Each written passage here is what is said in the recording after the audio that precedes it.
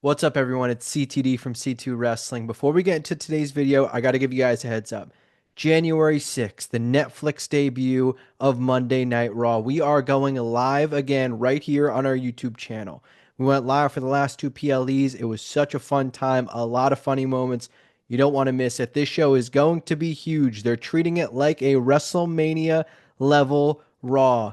We're going live. Come talk wrestling with us. Enjoy the show, the surprises, the big moments. We'll be live for it. Come hang out with us right here on C2 Wrestling. But now, let's get into the video.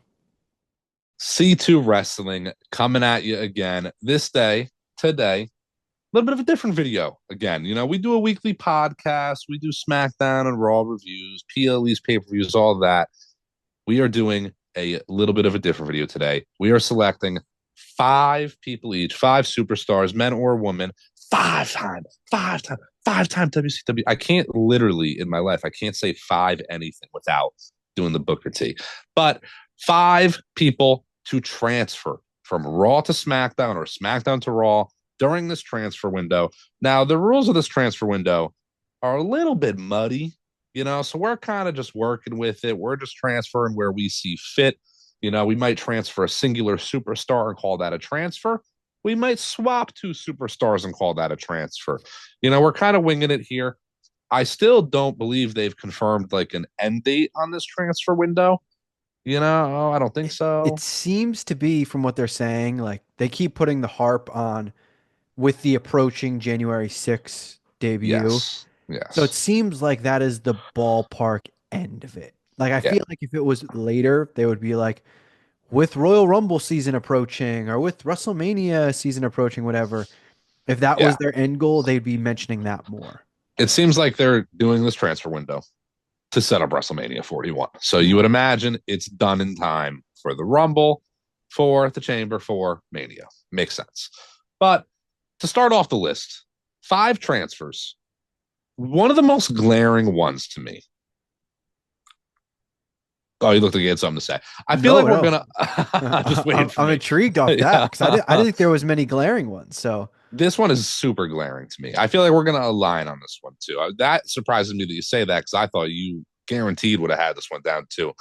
The most obvious one to me, I'd say, doesn't have a championship in hand. I think you gotta move Damian Priest over to okay. SmackDown. Yeah, you gotta move my boy Damian Priest over to SmackDown. Freshen his life up a little bit over there. End this Balor feud with Priest. Move it along. Priest needs to be separated from the Judgment Day. And spoiler alert, Judgment Day transferring is not on my top five. But you gotta get rid of them one way or another. So you gotta put Priest on SmackDown. It's that simple. It's the first name I wrote down. Yes. And it was, I do have another name that I Mm-hmm. wrote separately, but you could argue this could be the swap for swap. Um, but Damian Priest, have him face Balor, January 6th Raw, finish that story. I've even said, and I believe you've even said as well, having Priest get moved to another brand would be a good way to not guarantee the trilogy, not guarantee one guy wins the feud compared to the other. Because Balor lost the first matchup. I would love for Balor to kind of steal a win against Priest to get Balor a little bit more momentum. Yep. And Priest doesn't get the chance to get his comeuppance because he moves to the other brand. Maybe Priest eliminates him in the Rumble or something like that. And that's, their way of him getting the final one up. Breaking But even. I don't want, I don't need this going 1-1 and they have the final match at Mania. I don't need that. I don't, to me, it's all like it's the most repetitive thing that they do. I would not mind it being 1-1 and then they just straight up journey separate ways. Like they are not aligned, they are not on the same brand, they don't face again. Balor Mm-hmm. needs the momentum. If Priest gets cheated out of a win, he will be just fine. Yes, absolutely. Priest will be just fine. He is a great talent, had a hell of a run through the Judgment Day through Mania 41 up until now. He's just hitting that point of it's getting a little bit like, what do you do with Priest? Where do you have him go next? Who do you have him face? We have pitched in the past him having a feud with Braun Breaker for the Intercontinental title. Would be great. I'm still for that. We all know that's just to help Braun get over a little bit more. What would you do with Priest after that, anyways? You might as well float him over to SmackDown, freshen up his life a little bit. Now, they're not necessarily a tag team, but leading into my next transfer, it's one half of the Terror Twins. If you're going to put Priest over on SmackDown, send Rhea with him. I'm counting those as two separate transfers because they're not, it's different genders. They're mixed up. They're not really a tag team. But Rhea is in the same exact boat that Priest is in, where you got to separate her from Liv. You got to separate her from the Judgment Day. So you got to get Rhea away. And you're not transferring the Judgment Day. You put Rhea on SmackDown. That gives a lot of life for Rhea, too. Rhea seems to be sticking it out as a face for a while now, which I disagree with, if I'm being honest. I think she's a much better heel. But, with a predictable Bianca Belair heel turn coming, she faces Jade down the line. We got a heel Bianca versus a face Rhea. That's a match that I can just foresee happening eventually. I think that gives some life to Rhea as well as does Priest. So I have this sort of on my list. I have it written as Liv/Rhea Okay. because I could see the Judgment Day getting split, and I could see Dom and Liv and maybe Carlito, like maybe. Yeah. I could see them going to a separate brand or being split from Balor and JD McDonough. Um, also have to include Raquel as well. I have this written as Liv/Rhea as more so the loser should go to the other brand Yep. because there's no need for them to stay on the same brand. At the same time, if Rhea wins the title back at the Raw on Netflix, I don't see why you would keep Liv on Raw at the same time.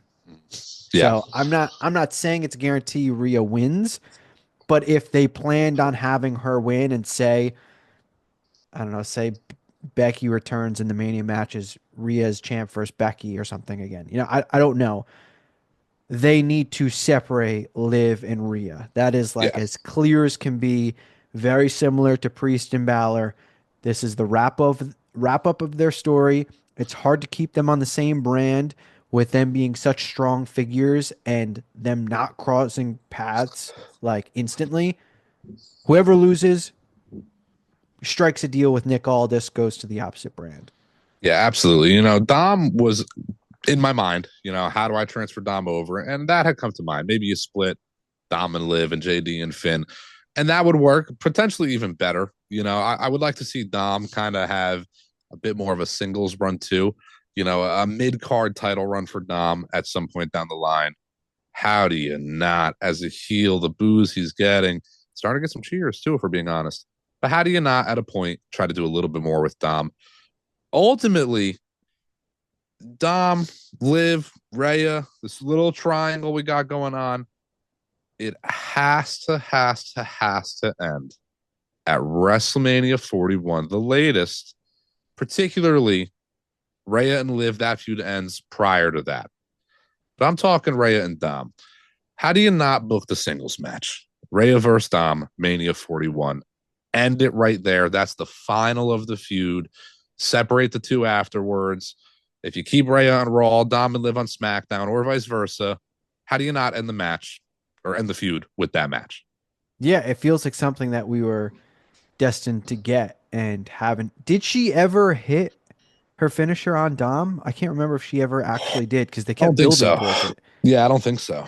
I don't remember her actually ever hitting it. I mean, they I might be teased it for wrong. weeks, but even then, it's still something I could absolutely see happening. Yeah, But incomplete agreements on those first two. Two people that, whether it's the opposite side going the other way, whatever it is, they just need to be split. absolutely. Third on the list. Let's start with your side. Who do you got for number three? So this is where I started getting. I got a little creative with some of these. I've got one that's probably more obvious. I'm going to save that for one Okay. after. My next one, I'm actually going to say Pete Dunne. Interesting. Yep. Okay, that's a good one. I I would like Pete Dunne. He's the Sheamus injury. They did the story. Sheamus leaves, comes back. Sheamus more so with Ludwig throughout this time, but was keep kind of circling back to Pete. That story ended, and I mean, I know Pete's got this like semi feud with R-Truth. Look, I love R-Truth, but there's got to be more for Pete Dunne than Yeah. this like comedy feud of R-Truth calling him Butch. I get it could be just a little bit of a holdover thing. There are plenty of options for him on Raw. This isn't like he's faced everyone on Raw. To me, this is more like he's heel. He kind of needs a clean slate, fresh start. Send him over to SmackDown. Say like Andrade's still on SmackDown. I love a Pete Dunne Andrade feud. I know he's heel, but Pete Dunne mixing it up with Carmelo Hayes. He's like I could see a few different avenues that just feel more fresh for him. So that was a pick for me that wasn't like this guy doesn't have any options left. It's let's just clear the slate and get the bruiserweight doing what the bruiserweight does best. That's an interesting choice. I was going through the roster and I see Pete Dunne. I went, that's a good name. Maybe we could transfer Pete Dunne. And I really debated doing that. I did not select to transfer Pete Dunne for the idea that I don't know the time frame on Tyler Bate. Considering they were a tag team, I think there's reason to suspect that I love the War Raiders, but I think there's reason to suspect that they got potentially the slot that maybe Dunn and Bate would have gotten if Bate wasn't injured. Who knows? Maybe I'm just making that up. But that was a tag team that was involved at WrestleMania. Pete Dunn and Tyler Bate. So it seems like there's some potential there. Don't get me wrong, you can transfer Pete Dunne over and have Tyler Bate just join him on SmackDown, whether they're heels or faces, whatever you do. The name I chose outside of Pete Dunne is also a little bit of like an oddball name, maybe a little bit more prominent than Pete Dunne. The only thing unfortunate to this one is the timing. I don't know if they're transferring anyone that's injured, but I think you put Bronson Reed on SmackDown. I think that's a guy that you have on the brand, honestly, that opposes the Cody Rhodes, the Roman Reigns, the whatever you're going to do. And now, Bronson Reed is a world champion, in my opinion, one day. A world champion, particularly. This is going to lead into another potential transfer of mine if you get where I'm going already. But Bronson Reed, again, has the capacity to do it, in my opinion. But I don't know if he's really going to ever get the chance under the super, super big dogs. And that seems to be what Monday Night Raw is going to be come Netflix, is the CM Punks, the Drews, the everybody's on Monday Night Raw. So my only argument to that, because I did think that as well, the only thing that pulled me away from that is the fact that Braun Strowman is now on SmackDown, Yeah. and it feels like they will have when Bronson Reed comes back. He is the big guy on Raw, and Mm. Braun Strowman is the big guy on SmackDown. That was the only thing. But again, a name where even if he stayed on Raw, like there's still, A lot of opportunity. there's a lot of opportunities, but we have been mega advocates for Bronson Reed. Mm-hmm. There's plenty of routes with him, and very few of them are bad. So Yes. hopefully they don't go through a bad route. Yeah, absolutely. I do think Bronson is that guy that he could be anywhere right now, Raw or SmackDown. There's a lot of opportunity for him. I just think that's a good name to freshen up SmackDown. You don't want to leave SmackDown dry. SmackDown has to have some sort of power, some sort of star power that makes you want to tune in every week. Since Bronson got this push, every week has been tuned in to check out Bronson Reed. What is he going to do this week? What kind of car is he tsunamiing on today? So you put him on SmackDown, that keeps eyes on SmackDown. Completely agree. So this next one that I have, I said it's a little bit more predictable, probably because I texted you it. So it may not be predictable for the fans. If you watched our NXT call up video, I mentioned these two as potentially being split. I think Grayson Waller and Austin Theory are a shoe-in to be transferred or a shoe-y to be transferred. If they don't get split up, I just very much so see Grayson Waller on Netflix, like the ample opportunities with his show, the stories, the jokes, all of it. Like it is such low hanging fruit that I feel like they'd be foolish to not let him grab it. So I have Waller and Theory if they stay together going to Raw. If they get split, Waller going to Raw, Theory staying on SmackDown. I do agree with that. They're not on my list, but I do like that. Waller, what a shit talker that guy is. What a Yeah. moment maker just on the mic. You put him on Raw, you put him on Netflix.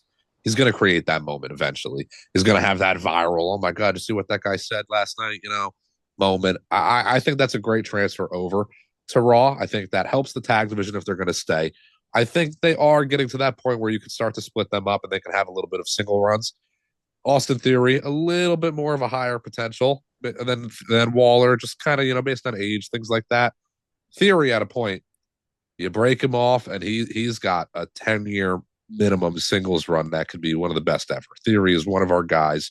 If there was no Gunther, if there was no Bronson Reed, if there was no this, we have a couple of people that we stand here, primarily Gunther. But Theory's up there too, man. Theory's A-Town down. One of the best guys they got going. And I'll tell you what, we've been on that Theory train since day one. Never slept on Austin Theory.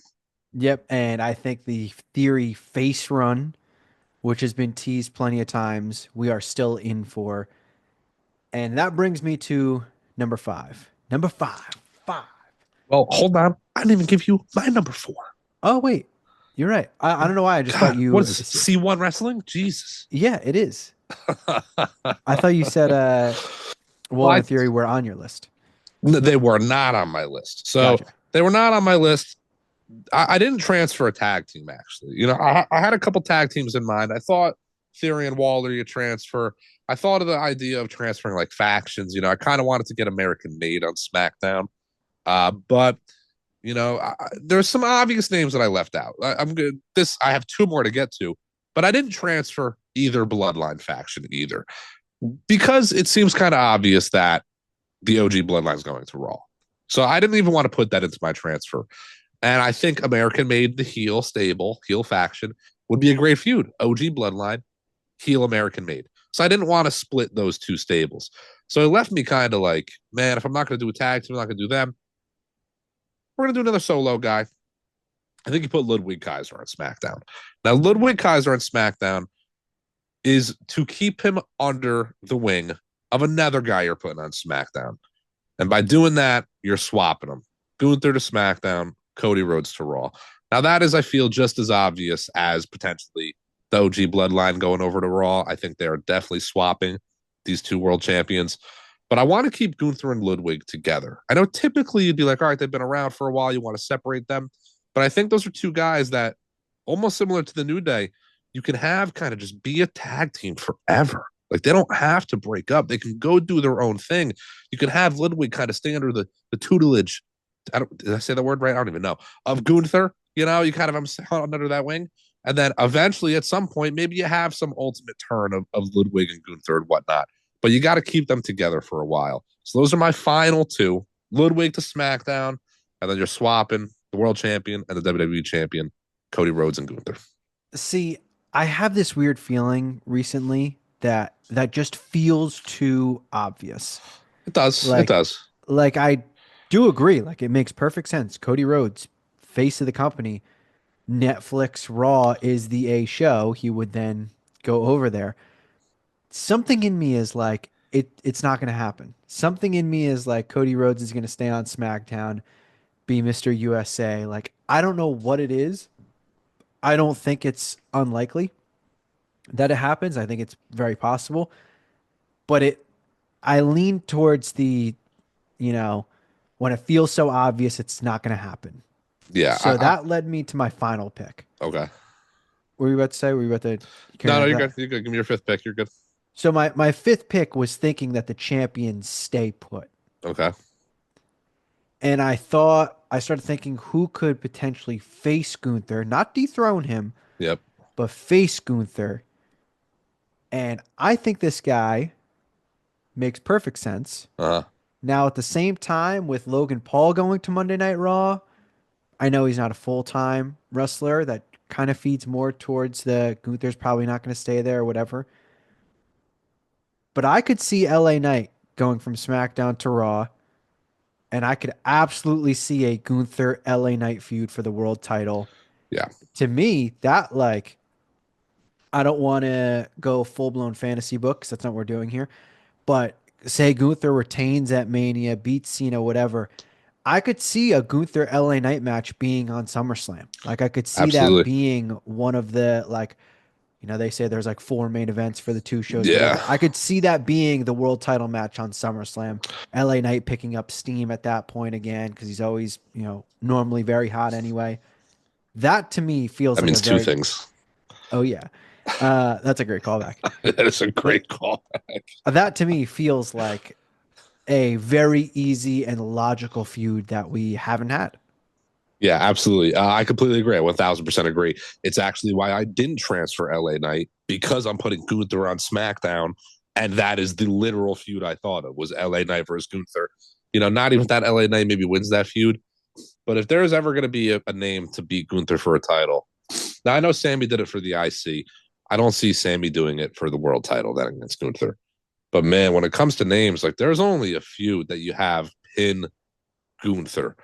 Right now, if I had to have somebody pin Gunther tomorrow for the world title, LA Knight's not even quite there right now. He maybe was like a year ago. You'd have to build him back up a little bit. Honestly, right now it'd be like a Jey Uso would be like the guy, kind of. But I think with LA Knight's kind of steam, the way he is, you can build him back up to be a full blown contender.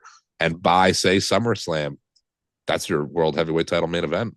Gunther versus LA Knight. Absolutely. And this list, and these hypotheticals that we've thrown out, is a great reminder for us to mention in a few days, we will have our bold predictions for 2025 coming. Mm-hmm. And I wrote some down, and some of them are bold. Some of them maybe not. Some of them feel very possible. But these transfers could be heavily impacted on our bold predictions. So I have to give a shout to stay tuned for that video coming soon.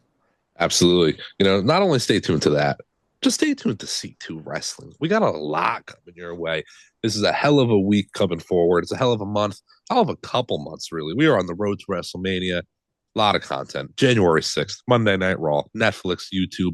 Be here. We're going to be live reacting, watching the show, along many more things coming forward. As for transferring, we got an NXT video call-up video. We got a transfer video today. Bold predictions coming out. So much more. I'm already forgetting, honestly. We have so much more literally scheduled. So, Tomorrow, we have I the can't even drop of remember. our first ever Yes. C2 award show, the Yes. TUI. So tune in tomorrow to see who gets crowned the men's wrestler of the year, the look, going through our list, like Damian Priest is on the list. Yeah. Liv Morgan, Rhea Ripley, they're on the list. Like Mm-hmm. we're talking people that they're up for awards. We're talking big names. Yeah. Real awards. The inaugural Tuies, the highly coveted Tuies. So you'll have to tune in tomorrow to see who wins what award. It's going to be exciting. It's going to be funny. I laugh just thinking about it. I really am looking forward to it. That's going to be a good one. And this is annual. Let me remind you that. This is going to be yearly C2Es coming at you. So tune in tomorrow for the Tuies. Tune in January 6th, Netflix We tune in debut. in June as well. Yeah. We'll still be here. So tune in June. Thank you guys for watching. Subscribe, turn on notifications, follow us on the social medias. Lost my voice there. We'll catch you guys next time.